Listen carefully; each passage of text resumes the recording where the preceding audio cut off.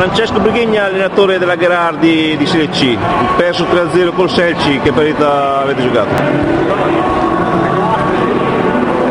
La partita sul piano tecnico non è stata buona, insomma, voglio dire, è inutile nascondersi dietro parole o chissà cos'altro. C'è stata molta disattenzione, quello è forse il problema principale. Probabilmente in questo momento per noi è comunque abbastanza difficile essere all'altezza di una compagine come il Selci, che ha più esperienza di noi e anche probabilmente un tasso tecnico migliore. Però al di là di questo, quello che comunque ho chiesto ai ragazzi è cercare di trovare un po' di equilibrio dentro il campo e soprattutto acquistare un'identità di squadra.